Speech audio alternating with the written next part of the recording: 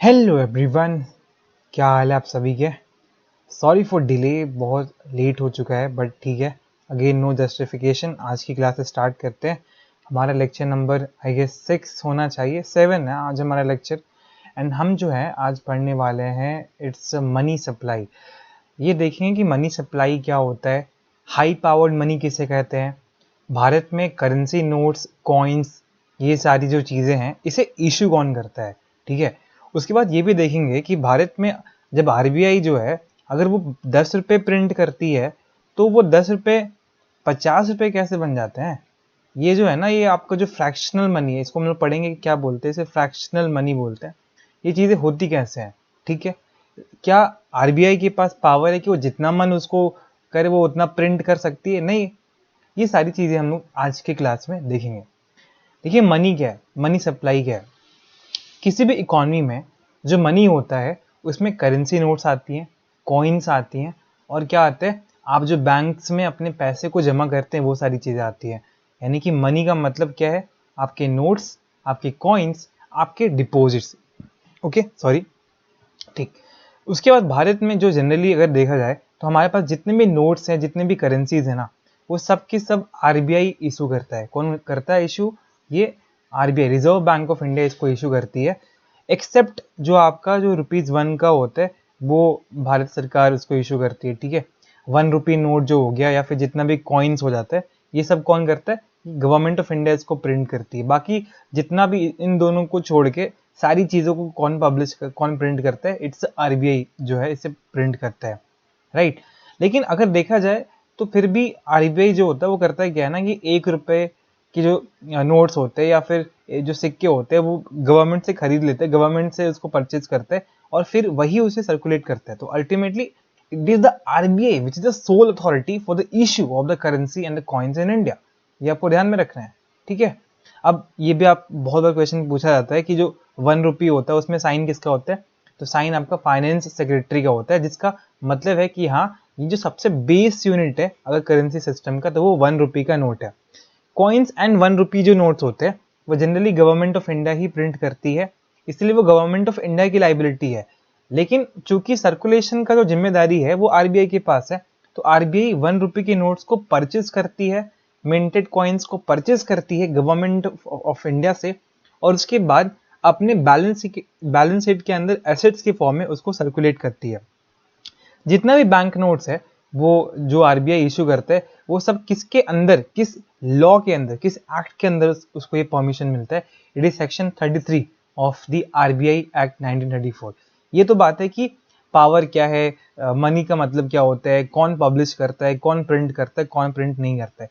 लेकिन अब क्वेश्चन आता है कि कितना प्रिंट कर सकता है और कैसे प्रिंट करती है। जैसे मान लीजिए आरबीआई है, ठीक है, यहाँ पे आरबीआई हमारी सोल अथॉरिटी है। अब मान लो कि क्या होता है कि अगर आरबीआई ने ₹100 इशू करे, इसका कहीं ना कहीं ये मतलब है कि उसके पास ₹100 के एसेट्स होंगे। गोल्ड हो सकता है और भी कुछ हो सकता है। यानी कि जितना वो रुपीस प्रिंट करेगा उसी के इक्वालिटी में उसके पास उतने एसेट्स होने चाहिए उसको बैक करने के लिए। लेकिन अब ऐसा नहीं है। अब पहले क्या हो, अब जैसे मान लो कि अब क्या होता है कि अगर सॉरी अब क्या है कि आरबीआई के पास सिर्फ 200 करोड़ तक के जो एसेट्स है इतने होने चाहिए। अगर इतने हैं तो वो उसके बाद unlimited amount of money print कर सकता है। आज ये प्रेजेंट स्टेटस है कि RBI can print unlimited amount of money provided उसके पास 200 करोड़ के एसेट्स हो। अब ये एसेट्स में कौन कौन सी चीजें आ सकती है? जैसे लगभग 115 करोड़ एटलीस्ट आपका गोल्ड होना चाहिए। ठीक है, इसमें ट्रेजरी बिल्स हो सकता है, इसमें फॉरेन रिजर्व्स हो सकते हैं, एसडीआर हो सकते हैं। वो पढ़ेंगे एसडीआर क्या होते हैं। तो ultimately what I am saying कि आरबीआई अगर 200 करोड़ तक का अपने पास एसेट्स रखती है तो उसके बेसिस पे भी आरबीआई के पास पावर है कि वो कितना भी unlimited amount of money print कर सकती है। उसका रिपरकशन अलग हो सकता है, उसके चलते इन्फ्लेशन आ सकता है, उसके चलते कुछ और आ सकता है। बट अभी हम लोग ये डील नहीं कर रहे कि उसका इम्पैक्ट क्या आएगा, बट हम ये डील कर रहे हैं कि हाँ, आरबीआई ये कर सकती है। इसीलिए तो लिखा जाता है ना कि I promise to pay the bearer the sum of rupees. क्यों? ये आरबीआई के जो गवर्नर है ये प्रॉमिस क्यों करते हैं? क्योंकि उनको पता है कि he has the money, he has the money in backup, he has the assets in backup। अलग बात है कि आज उतने वैल्यू के एसेट्स नहीं है, आज पूरा मनी है जो पूरा पेपर मनी हो गया, बट हाँ क्या है, उसके पास पावर तो है।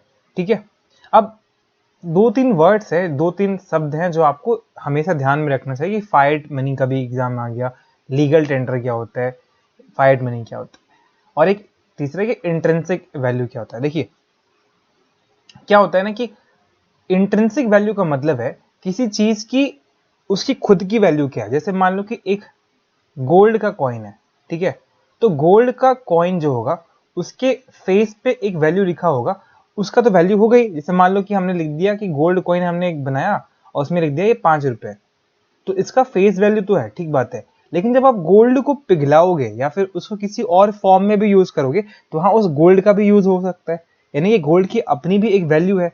सिल्वर कॉइन अगर आप यूज करोगे तो सिल्वर की भी अपनी एक वैल्यू है।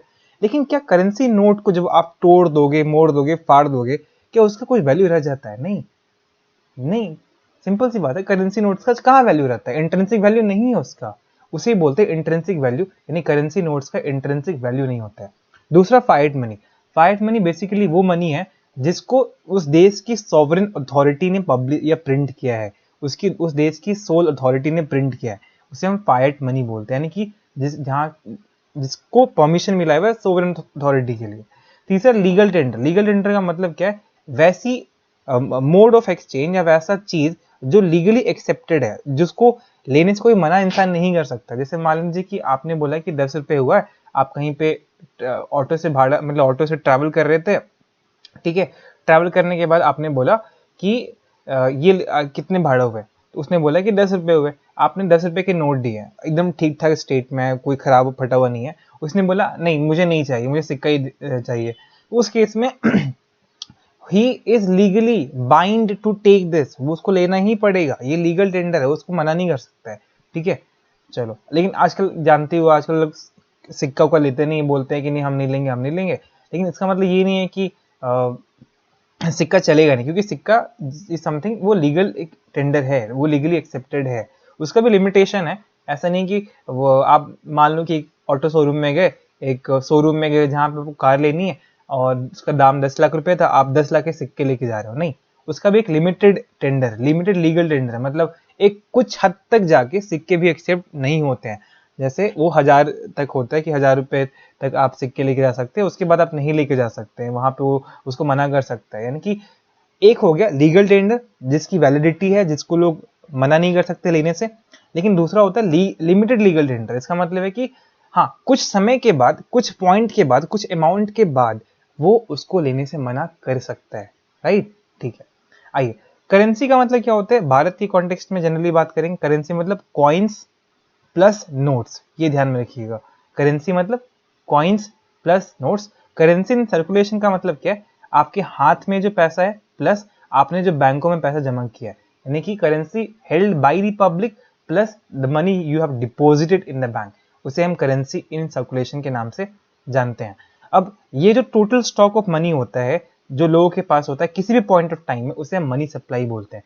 यानी कि at a point of time, at one point of time, जैसे मान लो कि अभी हमने बोला कि अभी इस समय पे पूरे देश में कितना मनी सर्कुलेट कर रहा है, उसे हम क्या बोलते हैं? मनी सप्लाई बोलते हैं। लेकिन आज इस पॉइंट ऑफ टाइम पे मनी इतना चल रहा है, लेकिन कुछ समय पहले जब आरबीआई ने मनी इंजेक्ट किया होगा इनिशियल स्टेज पे, तो वो मनी सप्लाई नहीं होगा। हम कुछ समय पहले की बात कर रहे हैं, हम एक जनरल पॉइंट ऑफ टाइम लिया है हमने, जहां पे हमने ये बात कर रहे हैं कि स्टार्टिंग में कितना उसने पैसा इंजेक्ट किया है। तो वहां पे जब पहली बार मनी को इंजेक्ट किया जाता है, उसे हम क्या बोलते हैं? हाई पावर्ड मनी बोलते हैं। क्या बोलते हैं? High powered money. High powered money. मान लो कि 3 महीने पहले आरबीआई ने कुछ पैसे इंजेक्ट किए मार्केट में, तो उसे हम बोलेंगे हाई पावर्ड मनी। और 3 महीने के बाद जो अभी हम डिस्कशन कर रहे हैं कि अभी कितना इस पॉइंट ऑफ टाइम में कितना मनी सर्कुलेट कर रहा है, it is known as money supply. तो दोनों अलग है, मनी सप्लाई अलग है और हाई पावर्ड मनी अलग है। अच्छा, इसी हाई पावर्ड मनी को आप मॉनेटरी बेस के भी नाम से जानते हैं, क्योंकि इट इज द बेस, इसी के आधार पे आपका मनी जो आज है सर्कुलेट कर रहा है। ठीक है, अभी और डिटेल में जानेंगे कि इसका मतलब क्या होता है, हाई पावर्ड मनी का मतलब क्या होता है और मनी सप्लाई का मतलब क्या होता है, क्या क्या इसके कंपोनेंट है। ठीक है, चलो तो मनी सप्लाई क्या है? वो मनी जो पब्लिक के पास है, कैश के फॉर्म में हो सकती है, या तो फिर वो डिपॉजिट के फॉर्म में बैंकों में हो सकता है।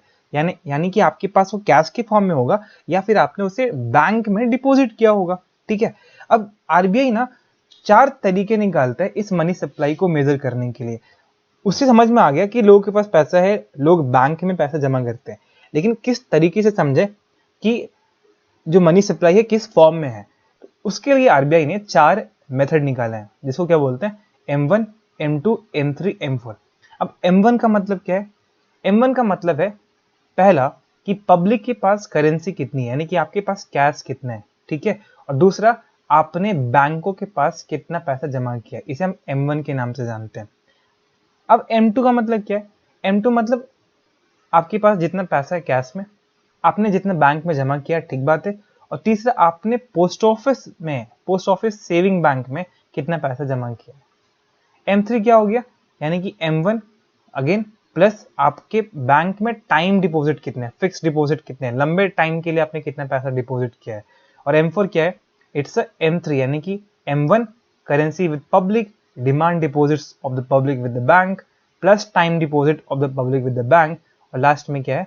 Total deposits of with the post office saving bank. ये है आपका चारों, ये चारों कंपोनेंट है। अब एक बात आपको ध्यान में रखना है कि यहाँ पे जो है ना, कि अगर मान लो कि बैंक में आपने पैसा जमा किया, आपने बैंक में 100 रुपये जमा किया, और आपको पता होगा कि हर बैंक को एक certain amount of money RBI के पास और अपने पास भी जमा करना होता है। तो ये जो पैसा है जो उसको जमा करना है अपने पास या बैंक आरबीआई के पास, या फिर मान लो कि इसी बैंक ने किसी दूसरे बैंक में भी पैसा को जमा किया हुआ है, ये सारे के सारे जो मनी हैं ये एक्सक्लूडेड होते हैं, ये मनी सप्लाई में नहीं जोड़े जाते, क्योंकि ऑलरेडी आपने जो पैसा जमा किया था हमने यहाँ पे जमा कर ही लिया है, मतलब उसको ऐड कर ही लिया है, demand deposits of the public with the bank. अब इस पैसे को बैंक कहाँ डाल रहे हैं, अगर उसको बार बार जोड़ेंगे तो अल्टीमेटली हमारा एक एरर आएगा, है ना। इसलिए इंटर बैंक डिपॉजिट्स नहीं जोड़े जाते, सिर्फ deposits of public held by the banks are the part of money supply. ये आपको ध्यान में रखना है, ठीक है। ओके, चलिए अब एक ना एक टर्म होता है लिक्विडिटी। लिक्विडिटी का मतलब होता है कि किसी भी चीज की वो एबिलिटी जिसके थ्रू वो कैश के फॉर्म में कन्वर्ट किया जा सके और इजीली उसको आप यूज कर सको। ठीक है, जैसे मान लो मैं एक क्वेश्चन करता हूं आपसे कि आपने 2 अकाउंट बनाया है, एक फिक्स अकाउंट, ठीक है, और एक है सेविंग अकाउंट, राइट। आपने फिक्स अकाउंट में पैसा जमा किया है और एक आपने सेविंग अकाउंट में पैसा जमा किया है। किस अकाउंट से आपके लिए पैसा निकालना और उसको कैश में कन्वर्ट करना इजी है?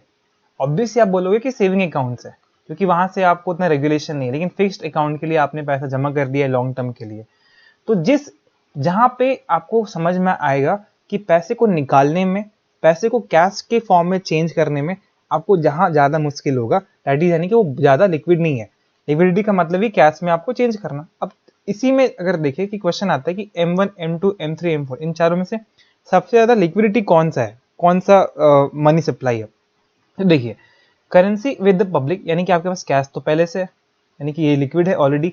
दूसरा demand deposits of public with the bank. Demand यानी कि आप डिमांड करोगे आपको मिल जाएगा, या तो ये सेविंग अकाउंट हो सकता है या तो आपका ये करंट अकाउंट हो सकता है, ठीक है, बैंकों के साथ, पहला।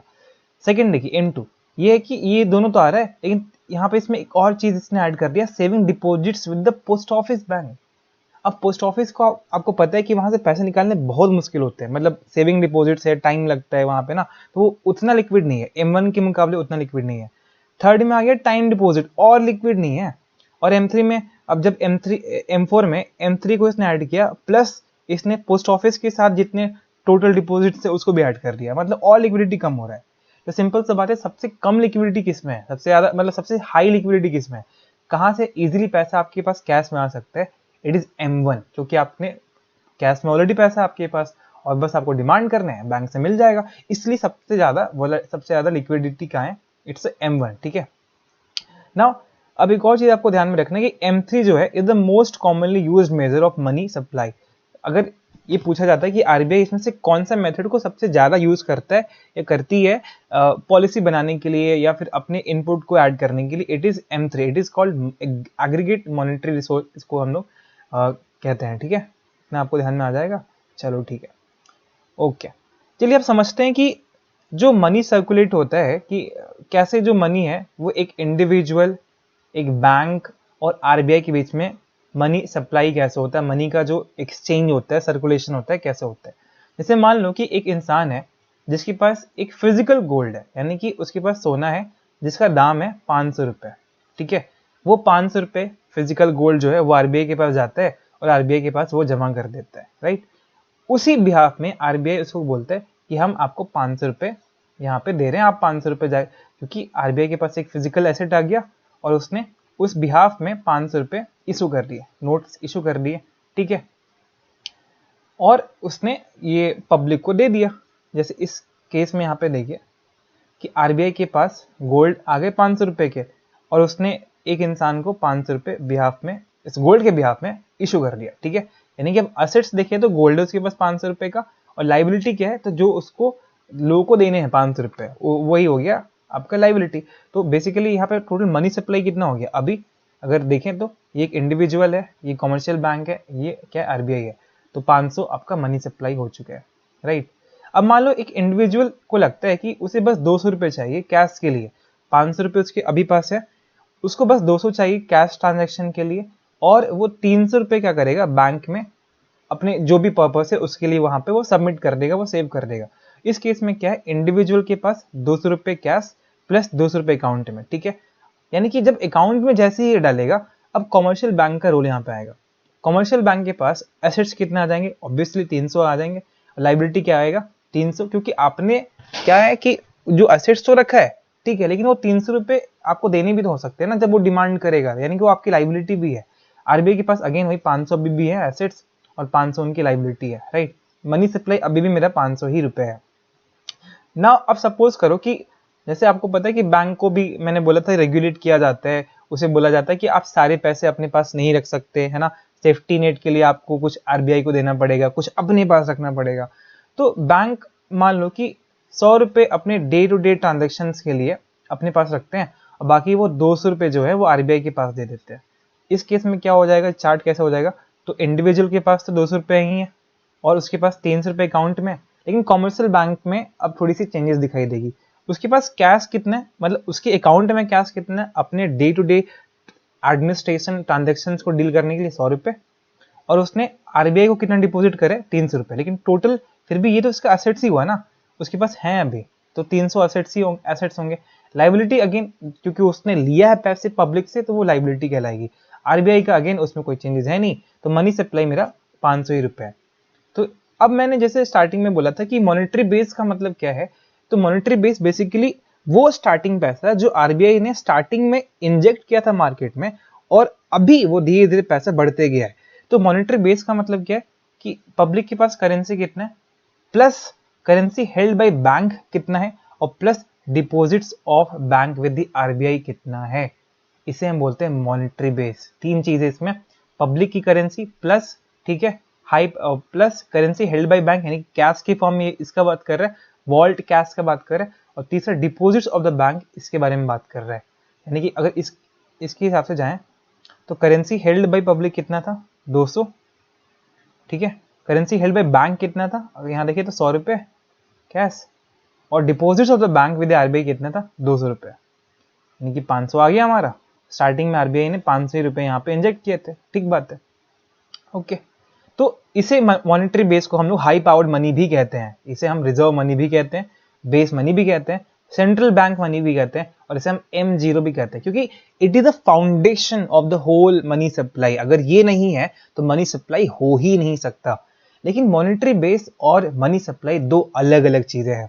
जैसे मान लो मैंने यहाँ पे भी बोला कि इसको ना अभी इसके आगे वाले में समझेंगे कि मनी सप्लाई का मतलब क्या है। जैसे अभी स्टार्टिंग में तो मनी सप्लाई सेम ही है, मॉनेटरी बेस भी सेम ही है, क्योंकि अभी कुछ हुआ नहीं है।